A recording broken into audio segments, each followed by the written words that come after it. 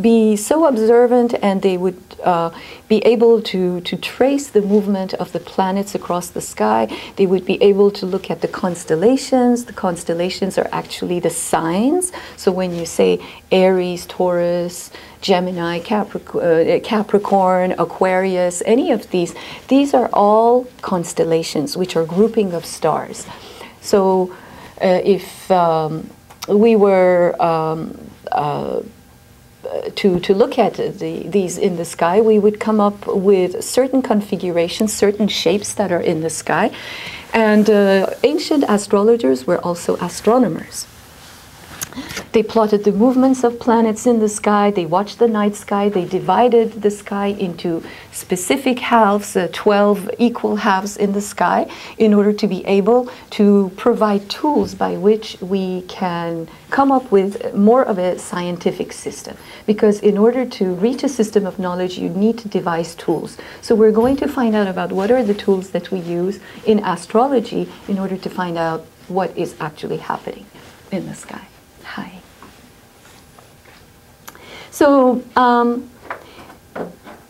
you will see that in Jyotish there will be a lot of mythology, and to understand the mythology that is associated with the planets or with the nakshatras are the fixed signs that are part of the constellations. If we know about the mythology, it makes it easier for us to understand the nature of the planets, the nature of the signs, the nature of the stars, etc. It's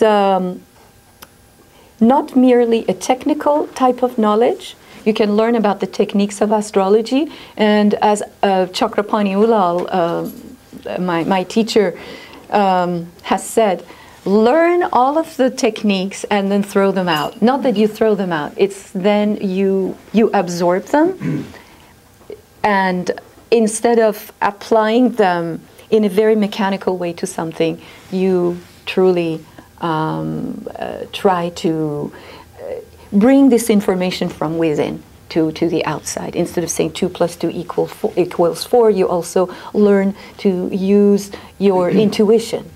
You learn to astrology from within, so that it is not just a mere technical understanding of things, but that it is more comprehensive of you as a person, body, soul, and your mental faculties, but also your soul faculties.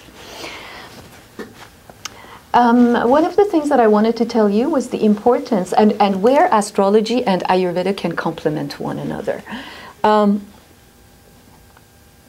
Obviously, we know that with astrology and with Ayurveda, we can learn about the different things that are happening within our bodies.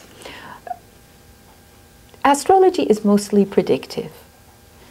With astrology, we can find out, with the blueprint of this person's health, for example, we can find out where is it that the person might have some problems. Of course, Ayurveda, that's what Ayurveda does. You know, Ayurveda is about giving you the tools for being healthy and for having basically a certain amount of control over your own health. However, it's good to know where your weaknesses are. And this is where astrology complements Ayurveda very, very much. Astrology offers us also timing of events. Timing of events is a very important part of Jyotish, because with timing of events we can find out not only when we are going maybe more likely to have challenges in terms of our health, but also, for example, when would be a good time to take medicine? When would be a good time to do panchakarma? When would be a good time to, for example, have surgery? I've had some clients call and say, could you please find a right time for having dental surgery or some form of surgery. It's a little tricky because doctors nowadays do not operate when you tell them to. They have their specific days. They say, I'm only going to operate maybe on Thursdays. And there's nothing you can do. You have to find a day that is a Thursday that might be good, and even then it depends on whether the hospital will give you that time that you're looking for.